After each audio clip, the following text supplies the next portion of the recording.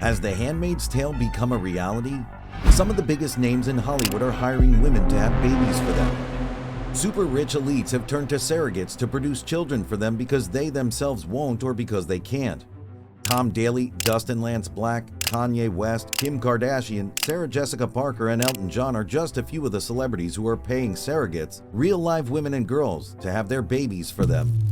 But what many people don't realize is that surrogacy is a thing of the devil, a form of baby selling, womb renting, and a dehumanizing type of commercial trafficking of human beings. Both the surrogates and their innocent babies are bought and sold like merchandise. Why should you care? Because the womb renting and exploitation of poor women involved in surrogacy contracts make the surrogate mother and even the child she bears a victim, a kind of slave. We thought The Handmaid's Tale was just fiction. Well, think again. In this video, we'll dive deeper into the dark side of surrogacy and why it should be a cause for concern for Christians and in our society in general. Surrogacy contracts involve womb renting and embryo destruction, making the surrogate mother a victim, a kind of slave, just like the child she bears. This is because slaves lack self-ownership and are used, sold, and dominated by their owners. Fertilized or brought into existence, but not as part of a loving act in marriage. Only those embryos which show the greatest promise of growing to term are allowed to grow. If the buyer wants to, they can pressure the surrogate to abort any fetuses that don't show the right kind of development. The surrogate mother cannot object since she's under contract. The buyers can force her to kill the unborn baby even if she wants to raise it herself. This is a terrible offense against God and human life. While a little baby may ultimately be born because of this procedure, other lives are often destroyed in the process. The demand for surrogacy has increased in recent years, with same-sex couples, single men and women, career-minded women, and older people wanting children. If they have the money, they can just buy a baby. Even well-known American businessmen like New Yorker Mort Zuckerman and Senator Mitt Romney's son Tag have turned to surrogacy. LGBT couples are flocking to Colombia to take advantage of the country's low cost of commercial surrogacy and its well-established legal framework supporting it. Bogota, in particular, has a culture that is among the most progressive in the region, with legalized same-sex marriage, adoption for non-married couples who only live together, and plenty of feminist activism with abortion freely available on demand up to the 24th week of pregnancy. That means in the 6th month of pregnancy, a woman can just change her mind and murder her nearly fully developed child. With the demand for surrogacy, we are in the midst of a biological revolution that may transform humankind as we know it. Just a few years ago, the Mind Sensi report covered the Chinese scientist Dr. He Jiankui, who edited the genes of embryonic twin girls with a powerful tool known as CRISPR. This announcement of the world's first genetically modified babies caused considerable controversy among scientists. However, a subsequent report from a study involving more than 400,000 people warned that genetically modified human DNA might be more harmful than beneficial, but drew only a little media attention. This begs the question, are we really prepared for the consequences of human genetic engineering? Politicians, pundits, and scientists have been calling for serious discussions about human genetic engineering. Although exactly where and how these discussions would take place is unclear. While the rich are able to take advantage of these technological advancements to custom make their children, we see the unspeakable diminishing of the value of human life which can arise from these procedures. If you thought cloning and genetically designing babies while discarding the defects is bad, did you know there's another morally corrupt method of engineering human babies that has been quietly spreading for decades? This is none other than surrogate motherhood or commercial surrogacy, where women are paid to produce children for others. Beginning in the late 1980s, new technology allowed for a human embryo created through in vitro fertilization to be transferred to the womb of a surrogate mother for a price. In vitro fertilization is a common technique used by fertility specialists to create multiple embryos from the same biological parents. While some of these embryos are used for later pregnancies, others may be discarded or even gene-edited before implantation. The process involves acting as God. Pre-implantation genetic diagnosis, which allows for the screening of genes and gene editing, permits the engineering of embryos. One of the most controversial consequences of in vitro fertilization is commercial surrogacy, where a woman is paid to carry the implanted embryo or embryos to term. So why are some people choosing surrogacy in Colombia? Well, Colombia has become a leader in medical tourism in South America, while rising healthcare costs around the world driving patients to seek treatment abroad.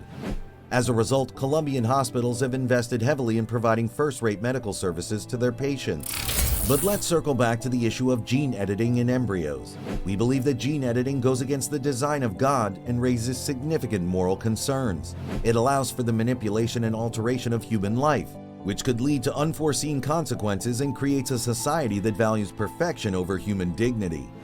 As Christians, we must be critical of any practice that undermines the sanctity of human life. As people who love and fear God, we cannot sit by and watch women being rented and exploited like the handmaids in the fictional Gilead. We are living in a world where surrogacy has become an international phenomenon, where we say yes to the devil, giving rise to what is known as reproductive tourism, fertility tourism, or cross-border reproductive care, CBRC, which are all types of commercial medical tourism. In Colombia, surrogacy is legal. Selling your body is legal. Prostitution is legal. Killing your baby up to the 6th month of pregnancy is legal. Editing genetics and playing God is legal. And all these are available to everyone. While surrogacy in Colombia is still a small percentage of medical tourism, procedures such as plastic surgery, laser eye surgery, hair transplants, and cosmetic dentistry are becoming increasingly popular with medical tourists. However, some countries have recently banned commercial surrogacy outright, including India, Thailand, and Cambodia, where it was clear that poor women were being exploited.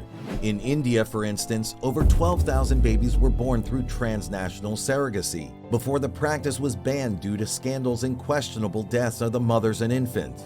Despite the ethical concerns surrounding surrogacy, the United States is one of the countries where commercial surrogacy is legal or unregulated in many states. Opponents of surrogacy point to the adverse health effects on surrogate mothers and egg sellers, the impact on children manufactured through surrogacy who are deliberately deprived of a natural mother, the exploitation of poor women by rich elites, the obligations of responsible parenthood, and the unforeseen consequences of surrogacy on human society. It is crucial to understand that surrogacy is against the design of God, as it goes against the natural way of procreation that He lovingly designed. The creation of a child is not a lab experiment. A woman's womb is not a commodity that can be bought and sold. Procreation is a miracle that should be treated with the utmost respect and reverence. We must take a stand against surrogacy and the exploitation of women and children, and instead promote a new culture of life, love, and submission to Almighty God. Would God want us to take advantage of poor women? Women who sell their eggs or become surrogates are often in desperate need of money. While they may be compensated for their services, the children born through this process often do not have the chance to know or be cared for by their biological mothers. In fact, the genetic and gestational mothers are deliberately cut out of the child's life before conception or implantation, by contract which is upheld by the law. This leaves the child without a legal mother and often no screening of the would-be legal parents for fitness to raise children. This is in stark contrast to the rigorous screening process adopted parents must undergo. We must ask ourselves, what is the true cost of pursuing surrogacy in this way? The case of Mark Newton and Peter Truong, who were convicted of subjecting their surrogate-born son to sexual exploitation, is a horrifying reminder of the potential consequences of these actions, where prospective parents are not vetted or screened. As Christians, we must consider the implications of our actions on others and on society as a whole. God commanded us to love one another. Jesus told us to feed His sheep, His followers. Jesus said that if anyone causes one of His little ones to sin, it would be better for them to have a large millstone hung around their neck and to be drowned in the depths of the sea. Woe to the world because of the things that cause people to sin. Is it in line with the design of God to use surrogacy in this way? To separate children from their biological mothers and to treat women as a means to an end? Let us reflect on these questions and make decisions that are aligned with God's will. Remember, for you created my inmost being. You knit me together in my mother's womb. Psalm 139:13. In 2014, a Japanese millionaire named Mitsuaki Shigeta shocked the world when he fathered 16 children through surrogacy in Thailand. Yes, you heard me right, 16 children. His reason for doing so? He wanted a big family. The surrogacy industry was already worth a staggering $6 billion per year back in 2012, and it has continued to grow since then. Dr. Viken Sahakian, who runs the Pacific Fertility Center in Los Angeles, has made a fortune over the past 25 years working with international clientele. He's helped Hollywood celebrities, but his clients also come from China and Europe. They are of all ages, orientations, and relationship statuses, but what they all have in common is the ability to afford a surrogate birth. However, according to the American Society for Reproductive Medicine, gestational carriers should only be used when there is a medical need. This means that surrogacy should not be used as a way to create a big family or as a luxury service for those who can afford it. Even if it seems like it's being done for a righteous purpose, surrogacy goes up against the natural design of God. When we defy God's laws and mess with the natural order of things, we open ourselves up to unforeseen consequences. We open ourselves up for sin, evil, and harm. We cannot ignore the fact that surrogacy can be emotionally and psychologically harmful to the children involved. They may struggle with questions about their identity and their place in the world. Surrogacy often exploits women in vulnerable positions who may be coerced or pressured into carrying someone else's child. If you thought The Handmaid's Tale was horrifying, why would you let women become real-life handmaids? Cash-poor women are being exploited to sell their eggs or use their bodies for embryonic implantation, pregnancy, and childbirth, risking their health, life, or fertility in the process. The gospel shows that physical sterility is not an absolute evil. Spouses who still suffer from infertility after exhausting legitimate medical procedures should unite themselves with the Lord's cross, the source of all spiritual fruitfulness. Married couples can give expression to their generosity by adopting abandoned children legally and ethically as God intended.